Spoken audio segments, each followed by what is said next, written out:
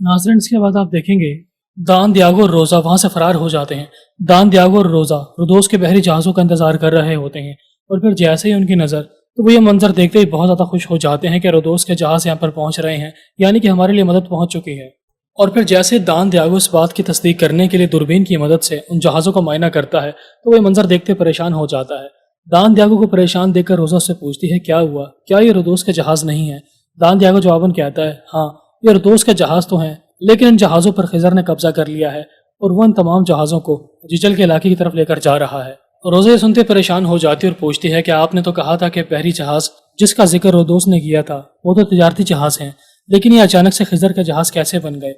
दान दियागो सुनकर कहता है, खिज़र ने हमें अपने जाल में फंसाया है। यानी कि एक भाई ने खुश्की के रास्ते अलजायर पर कब्जा कर लिया, दूसरा भाई समुद्री रास्ते से जिजल के इलाके का दिफा कर रहा था, जबकि तीसरा भाई इलियास जो कि जिजल के इलाके में रुककर उसके दारुल हुकूमत को बचाने की कोशिश कर रहा था, जिसे अभी अभी हमने जहन्नुम हासिल कर दिया है। और फिर वो बारबरोसा ब्रदर्स का नाम लेते हुए कहता है, लानत हो बारबरोसा ब्रदर्स पर, उनके इत्तेहाद की वजह से अब मैं जिजल के इलाके को लेने में नाकाम हो गया हूँ। जब तक खिज़र समंदर पर मौजूद होगा मैं जिजल के इलाके को वापस नहीं ले सकता। दूसरी तरफ जैसे ही खिज़र और उसका साथी यार अली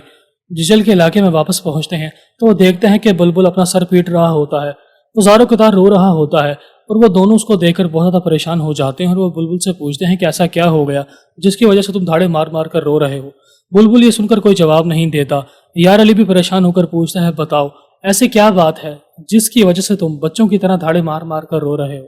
खिज़र ये सुनते समझ जाते हैं कि कुछ ना कुछ तो गड़बड़ ज़रूर है, लिहाजा वो हुमा खाला से मुलाकात करने के लिए उनके घर में दाखिल हो जाते हैं।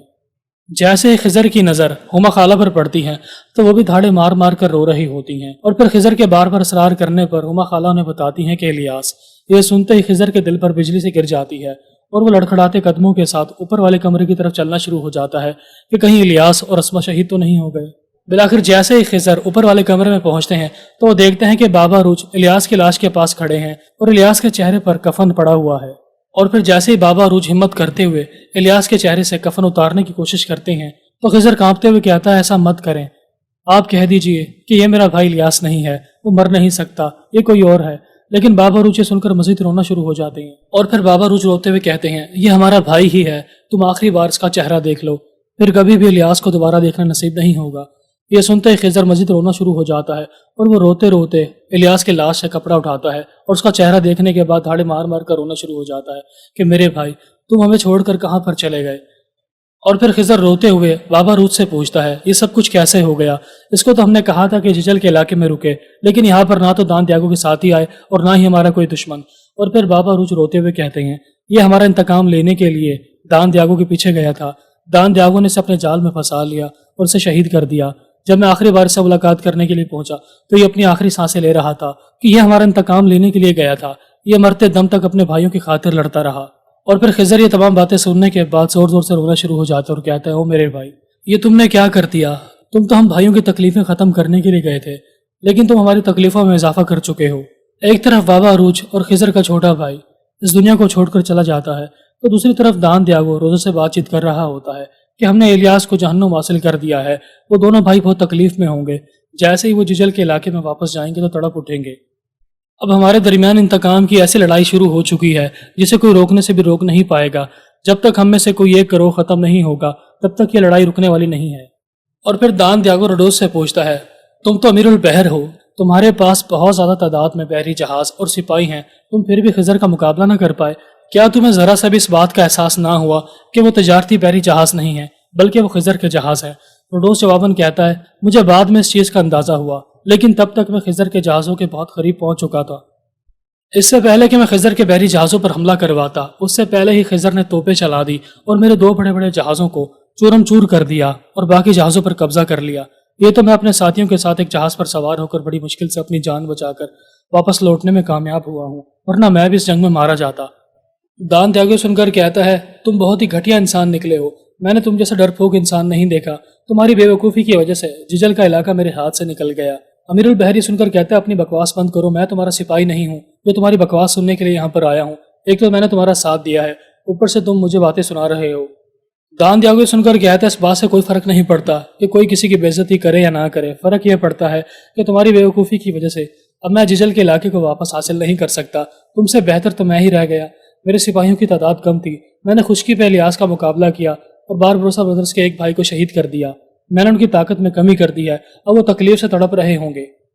امیر البحر یہ سن کر کہتا ہے، اگر باربروسا برادرز کو ہرانا اتنا ہی آسان ہوتا تو تم کبھی بھی مجھ سے مدد حاصل کرنے کے لیے یہاں پر نہیں آتے۔ اس کا یہی مطلب ہے کہ میں اختلافات ختم کر کے متحد ہو کر باربروسا برادرز کے خلاف جیتنا ہوگا۔ اور پھر جیسے ہی دان دیاگو اور رودوس کے سپاہی کے درمیان بحث بڑھ جاتی ہے تو روزہ اپنا خنجر نکال کر رودوس کے سپاہی کی گردن پر رکھتے ہوئے کہتی ہے، چلو میں تمہارا کام تمام کر دیتی ہوں اور ہمارے درمیان ہونے والا معاہدہ توڑ دیتی ہوں۔ امیر البحر یہ سن کر کہتا ہے، تو تم کس بات کا انتظار کر رہی ہو؟ میری گردن کاٹ دو اور اس معاہدے کو توڑ دو، لیکن تم کبھی بھی اکیلے باربروسا برادرز کو ہرا نہیں پاؤ گے، کیونکہ اب ان کو ہرانا میرے لیے اعزاز کی بات ہوگی۔ یہ سنتے ہی دان دیاگو روزہ کو اشارہ کرتا ہے کہ تم پیچھے کی طرف ہٹ جاؤ، اور پھر دان دیاگو رودوس سے کہتا ہے، میں نے جیجل کا علاقہ کھو دیا ہے اور تم نے اپنے بحری جہاز، لہٰذا ہم دونوں کے شہنشاہ ہم سے خفا ہو جائیں گے اور اب وہ ہماری مدد کرنے کے لیے مزید مدد فراہم نہیں کریں گے، لہٰذا ہم دونوں کو مل کر کسی نہ کسی طریقے سے باربروسا برادرز سے چھٹکارا حاصل کرنا ہوگا۔ اگر ہم ان سے چھٹکارا حاصل نہیں کرتے تو آنے والے وقت میں وہ سلطان بن جائیں گے اور بحر روم پر حکمرانی کریں گے، یا تو اس کے بعد ہم قیدی بن کر زندگی گزاریں گے یا ہم اس لڑائی کے دوران مرنا ہوگا۔ ایک طرف بابا روج اور خضر مل کر الیاس کو دفنانے کے بعد ان کی قبر کے پاس بیٹھے تمام پرانی یادوں کو یاد کر رہے ہوتے ہیں اور ان کے لیے دعائیں مغفرت کر رہے ہوتے ہیں کہ جب تک ہم اپنے پیاروں کی شہادت کا بدلہ نہیں لے لیتے تب تک ہم سکون سے نہیں بیٹھیں گے، لہٰذا میں نے اپنے جاسوسوں تک یہ خبر پہنچا دی ہے کہ چاروں طرف پھیل جاؤ اور دان دیاگو کے اٹھائے جانے والے ہر ایک قدم پر نظر رکھو اور ہم تک خبر پہنچاؤ، کیونکہ یہ لڑائی ہماری دان دیاگو کے ساتھ آخری لڑائی ہوگی۔ اس کے بعد کوئی بھی پیچھے کی طرف بھاگنے میں کامیاب نہیں ہو پائے گا، یہ لڑائی زندگی اور موت کی لڑائی ہوگی۔ ایک طرف دان دیاگو امیر البحر کے ساتھ مل کر بابا روج اور خضر کو اپنے جال میں پھنسانے کا منصوبہ بنا رہا ہوتا ہے کہ ہمیں ان دونوں بھائیوں کو ہرانے کے لیے اب مزید لشکر کی ضرورت نہیں ہے، ہم ایسا جال تیار کریں گے جس میں وہ دونوں بھائی پھنس کر شہید ہو جائیں گے۔ تو دوسری طرف بابا روج سلطان بننے کے بعد اپنے فرمان تمام سرداروں کی طرف بھجوا رہے ہوتے ہیں،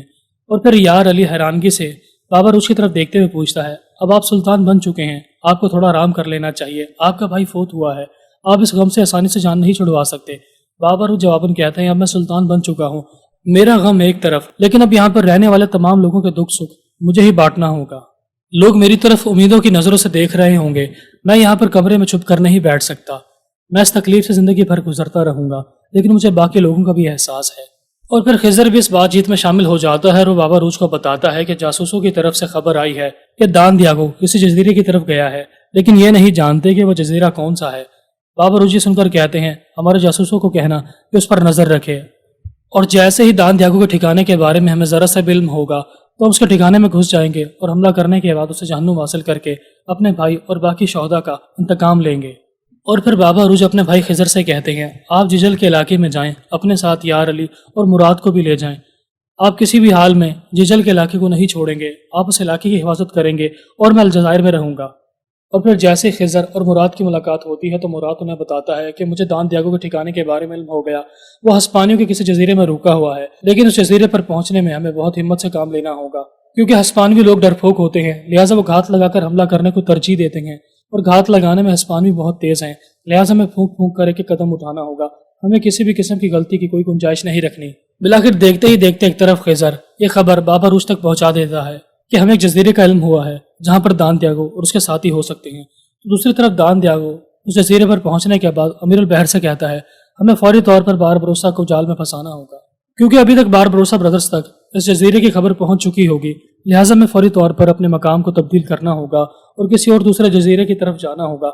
تاکہ ہم اس جزیرے میں ایک جال بچھا سکیں، اور جیسے ہی بابا روج اور اس کے ساتھی یہاں پر پہنچیں گے تو وہ ہمارے جال میں پھنس جائیں گے، لیکن ان کے پہنچنے سے پہلے ہم دوسرے جزیرے کی طرف منتقل ہو چکے ہوں گے، لیکن ہم نے یہ سارا کام بڑے خفیہ طور پر کرنا ہے تاکہ بابا روج تک یہ خبر نہ پہنچے۔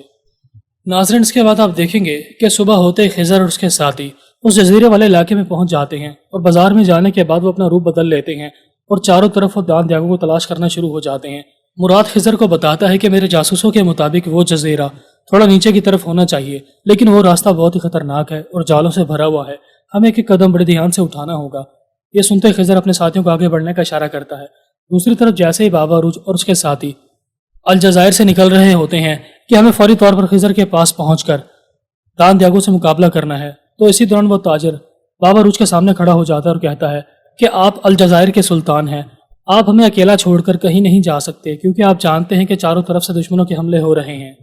बाबा रूज ये सुनते ही परेशान हो जाते हैं और वो अपने साथी बुलबुल से कहते हैं, तुम अपने साथियों के साथ मिलकर खिज़र की मदद करने के लिए पहुंच जाओ, मुझे यहीं पर रुककर इन लोगों की देखभाल करनी होगी और इनके मसाइल को सुनना होगा, वरना अलजायर के लोग अकेले रह जाएंगे और वो हमारे बारे में गलत सोचेंगे। बिलाखिर बाबा रूज अपने चंद साथियों के साथ अलजायर के इलाके में ही रुक जाते हैं, जबकि दूसरी तरफ खिज़र और उसके साथी एक जंदान के करीब पहुंच जाते हैं क्योंकि वो नीचे के रास्ते की तरफ से होते हुए उस जजीरे की तरफ जा रहे होते हैं। लेकिन दान दियागो, जो कि बहुत ही चालाक इंसान होता है, वो खिज़र और उसके साथियों को रोकने के लिए अपने चंद सिपाहियों को उस रास्ते में छोड़ देता है। और फिर जैसे खिज़र और उसके सिपाहियों का सामना हस्पानवी सिपाहियों से होता है तो दोनों ग्रोहों के दरमियान जबरदस्त लड़ाई शुरू हो जाती है। बिलाखिर देखते ही देखते खिज़र और उसके साथी इस लड़ाई में जीत जाते हैं। बिलाखिर देखते ही देखते खिज़र और उसके साथी अमीरुल बहर के कमरे में पहुंचने में कामयाब हो जाते हैं। और फिर अमीरुल बहर, जो कि शराब पी रहा होता है, इसी दौरान खिज़र अपनी तलवार निकालकर उसकी गर्दन पर रखते हुए कहता है, तुम पिछली बार फरार होने में कामयाब हो गए थे, लेकिन इस बार तुम्हें खिज़र के कहर से कोई नहीं बचा सकता। अब बताओ दान दियागो कहाँ है? अमीरुल बहर नाटक करते हुए कहता है, दान दियागो यहाँ पर मौजूद नहीं है, हो सकता है कि वो तुम्हारे भाई को मारने के लिए अलजायर के इलाके में गया हो। ये सुनते यार अली और खिज़र परेशान हो जाते हैं और कहते हैं, ये तो बहुत बुरा हो गया, यानी कि दान दियागो ने जानबूझकर हमें इस जाल में फंसाया है ताकि हम यहाँ पर आ जाएं, अपनी पूरी ताकत का इस्तेमाल करें और हमारी सारी ताकत ज़ाया हो जाए, क्योंकि उसका असली मकसद ये था कि बाबा रूज अलजायर में अकेला रह जाए और वो इस मौके से फ़ायदा उठाकर बाबा रूज का शिकार करे और अलजायर को अपने कब्जे में ले ले। बिलाखिर जैसे ही खिज़र ये तमाम बातें सुनकर परेशान हो जाते हैं तो वो अपनी तलवार से उस काफिर का गला काट देते हैं और कहते हैं, ये बकवास कर रहा था, ये हमें अपने जाल में फंसाने की कोशिश कर रहा है। जहाँ तक मैं अपने भाई को जानता हूँ, इंशाल्लाह ताला वो हिफाजत से होंगे। दूसरी तरफ बाबा रूज उस ताजिर से बातचीत कर रहे होते हैं कि मैं तुम्हारी हिफाजत करने के लिए अपने चंद सिपाहियों के साथ यहीं पर रुकूंगा, लिहाजा तुम्हें परेशान होने की जरूरत नहीं है। लेकिन देखते ही देखते दान दियागो वहां पर पहुंच जाता है और वो चिल्ला चिल्ला कर कहता है, मैंने तुम्हें अपने जाल में फंसा लिया बाबा रूज, अब तुम कहाँ बचकर जाओगे? बाबा रूज दान दियागो की बात सुनकर पीछे की तरफ मुड़ते हैं और जरा भी परेशान नहीं होते और कहते हैं,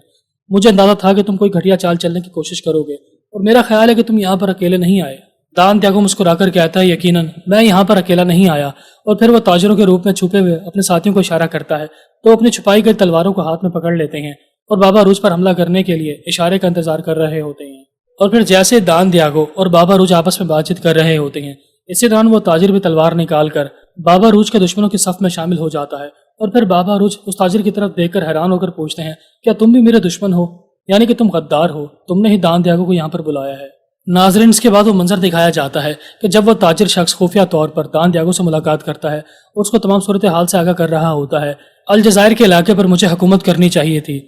लेकिन बाबा रूज ने मुझे ओहदा नहीं दिया और ना ही मेरे साथियों को कोई ओहदा दिया है। वो अपने साथियों को यहाँ पर हुक्मरान बनाकर बिठाना चाहता है ताकि हुकूमत उसकी रहे और सारी वजारतें बाबा रूज के साथियों को मिल जाए, यानी कि वो बड़े बड़े ओहदों पर फाइज हो जाएं, जबकि अलजायर पर हुकूमत करने का हकदार मैं हूँ। अमीर सलीम की मौत के बाद मुझे हुक्मरानी करनी चाहिए थी। बिलाखिर सारी सूरत हाल देखते ही बाबा रूज समझ जाते हैं कि मैंने इसे ओहदा देने से इनकार किया था, लिहाजा ये इंसान शुरुआत से ही लालची इंसान था और इसने ही जानबूझकर अमीर सलीम को मेरे खिलाफ वर्गलाने की कोशिश की होगी। इसी की वजह से अमीर सलीम मारा गया और अब ये मुझे मरवाने के लिए दान दियागो का साथी बन चुका है। और फिर बाबा रूज बाकी ताजरों और उस ताजिर की तरफ देखते हुए पूछते हैं, क्या मैं तुम्हारा सुल्तान नहीं हूँ? क्या मैंने तुम्हारे साथ कभी कोई नाइंसाफी की है? तो तुम लोग मेरे साथ गद्दारी कैसे कर सकते हो? ताजिर सुनकर कहता है, तुमने हमें ओहदा देने से इनकार कर दिया था, जो हमारा हक था। अब तुम हमें ओहदा नहीं दोगे तो मैं जानता हूँ कि उसको कैसे हासिल करना है। और फिर जैसे ही बाबा रूज पर एक ताजिर हमला करने के लिए आगे बढ़ता है तो बाबा रूज उसके हाथ को जख्मी कर देते हैं, उसकी तलवार को जमीन पर गिरा देते हैं। इसी दौरान रोजा के बंदूक चलाने की आवाज आती है और वो बाबा रूज के साथियों को शहीद करने के बाद बाबा रूज के सामने आकर खड़ी हो जाती है। आखिर देखते ही देखते तमाम लोग बाबा रूज को घेर लेते हैं और दान दियागो और बाबा रूज के दरमियान लड़ाई शुरू हो जाती है। और फिर जैसे ही बाबा रूज उस लड़ाई में हावी होना शुरू हो जाते हैं और वो दान दियागो के हाथ को जख्मी करके उसे नीचे गिरा देते हैं, तो इसी दौरान ताजिर दान दियागो की जान बचाते हुए बाबा रूज की कमर पे गोली चला देता है और बाबा रूज जख्मी हो जाते हैं। एक तरफ खिज़र तेज रफ्तारी के साथ अलजायर की सरजमीन पर पहुंचने में कामयाब हो जाता है और वह घोड़े पर सवार होकर अपनी भाई की जान बचाने के लिए उस इलाके की तरफ आगे बढ़ रहा होता है। तो दूसरी तरफ रोजा और दान दियागो मिलकर बाबा रूज पर 3 से 4 गोलियां चला देते हैं और ये मंजर देखने के बाद तमाम ताजिर और तमाम बाबा रूज के दुश्मन मुस्कुरा रहे होते हैं। बिलाखिर वो बाबा रूज को अधमरी हालत में छोड़कर वहां से चले जाते हैं। बाबा रूज के दुश्मनों को जाते ही खिज़र और उनके साथी اس جگہ پر پہنچ جاتے ہیں جہاں پر بابا عروج ادمری حالت میں زمین پر گرے ہوئے ہوتے ہیں۔ یہ منظر دیکھتے ہی خضر چلانا شروع ہو جاتا ہے کہ بابا عروج آپ کو کیا ہو گیا، اور پھر وہ بھاگتا ہوا آتا ہے اور اپنے بھائی کا سر اپنی گود میں رکھ کر رو رہا ہوتا ہے کہ میں نے الیاس کو کھو دیا ہے، میں آپ کو کھونا نہیں چاہتا، ان لوگوں نے آپ کی پشت پر گولی چلائی ہے، بزدلوں کی طرح پیچھے سے حملہ کیا ہے، کوئی بھی میرے بھائی کو سامنے سے نہیں ہرا سکتا تھا۔ اور پھر خضر چلا چلا کر کہتا ہے میرے بھائی کو فوری طور پر طبیب والے کمرے کی طرف لے کر جاؤ، ان کا علاج کیا جائے گا۔ لیکن بابا عروج کھانستے ہوئے کہتے ہیں نہیں، تم مجھے سمندر کی طرف لے کر جاؤ گے، یہی میری آخری خواہش ہے۔ یہ سنتے خضر رونا شروع ہو جاتا اور کہتے ہیں ایسا مت کریں، لیکن بابا عروج کے اصرار کرنے پر خضر اپنے بھائی کو سہارا دیتے ہوئے سمندر کے راستے کی طرف لے جا رہا ہوتا ہے۔ اور پھر بابا عروج اور خضر آپس میں بات چیت کرتے ہوئے سمندر کے کنارے کے پاس پہنچ جاتے ہیں، اور آہستہ آہستہ بابا عروج کی جان نکلنا شروع ہو جاتی ہے اور ان کا سر اپنے بھائی کی گود میں ہوتا ہے۔ اور پھر بابا عروج روتے ہوئے کہتے ہیں میں سمندر کے پاس ہی پیدا ہوا تھا اور اب میری جان سمندر کے قریب ہی نکل رہی ہے، میں نے اپنی ساری زندگی لوگوں کے درمیان انصاف کی خاطر گزاری تھی، لیکن میرے نصیب میں شہید ہونا ہی لکھا تھا۔ چلو کوئی بات نہیں، میں تمہیں چھوڑ کر جا رہا ہوں، لیکن اگلے جہان میں اپنے پیاروں کے ساتھ ملوں گا اور خوشحال زندگی گزاروں گا۔ یہ سنتے ہی خضر پھوٹ پھوٹ کر رونا شروع ہو جاتا ہے کہ کل الیاس شہید ہو گیا اور آج میرا ہی دوسرا بھائی شہید ہو رہا ہے۔ بالآخر اسی بات چیت کے دوران بابا عروج کلمہ شہادت پڑھ کر شہید ہو جاتے ہیں اور خضر دھاڑے مار مار کر رونا شروع ہو جاتا ہے۔ یقیناً یہ منظر دیکھنے کے بعد بابا عروج کے چاہنے والے تڑپ اٹھیں گے، اور یوں خضر جو کہ آنے والے وقت میں خیر الدین باربروسا کہلائے گا اور سمندر کا بے تاج بادشاہ بن جائے گا، وہ اکیلا ہی اس سفر کو جاری و ساری رکھے گا۔ لہٰذا خضر اپنے بھائی کو دفنانے کے بعد بابا عروج کی تلوار اس قبر کے قریب گاڑتے ہوئے قسم کھاتے ہیں کہ میں خضر خیر الدین باربروسا اپنے بھائی کی شہادت کا بدلہ لوں گا اور تمام شہداء کا انتقام لوں گا اور بحر روم کے سمندر پر انصاف کو چاروں طرف قائم کر دوں گا۔ ابھی خضر اپنے بھائی کی قبر کے پاس بیٹھا رو رہا ہوتا ہے۔ اسی دوران پیری جو کہ سلطان سے ملاقات کرنے کے بعد واپس آ جاتا ہے اور پھر وہ بتاتا ہے کہ سلطان آپ کی بہت تعریف کر رہے تھے اور آئندہ کے بعد آپ کو خیر الدین باربروسا کے نام سے پکارا جائے گا، اور یقیناً سلطان سلیم ایک دینی انسان ہے، لہٰذا وہ آپ کی بھرپور طریقے سے مدد کرنے کے لیے تیار ہیں۔ اور پھر پیری اپنی بات کی تصدیق کرتے ہوئے سلطان سلیم کی طرف سے گیا ایک تحفہ یعنی کہ ایک شاہی انگوٹھی نکال کر خیر الدین باربروسا کے ہاتھ میں پہناتے ہوئے کہتے ہیں یہ تحفہ سلطان کی طرف سے ہے، اور اس انگوٹھی پر حضرت سلیمان علیہ السلام کی ایک مہر لگی ہوئی ہے۔ جس طرح حضرت سلیمان علیہ السلام ہواؤں پر حکمرانی کرتے تھے، لہٰذا آئندہ کے بعد آپ سمندروں پر حکمرانی کریں گے، اور اس انگوٹھی میں ایک خاص نقشہ بھی بنایا گیا ہے۔ اور پھر پیری اپنی بات کو مکمل کرتے ہوئے کہتا ہے سلطان نے آپ کا نام خیر الدین رکھا ہے، اور آپ کا بھائی بابا عروج جس کی داڑھی سرخ تھی، آپ اس کا نام باربروسا شامل کر لیں گے، یعنی آپ کا پورا نام خیر الدین باربروسا رکھا جائے گا۔ لہٰذا پوری دنیا آپ کو خیر الدین باربروسا کے نام سے پکارے گی اور جانے گی۔ خضر یہ سن کر کہتے ہیں کاش ایسا ہی ہو۔ ناظرین، ایپیسوڈ کا اختتام ہوا، ملتے ہیں اپنی نیکسٹ ویڈیو کے ساتھ، تب تک اپنا خیال رکھے گا، اللہ حافظ۔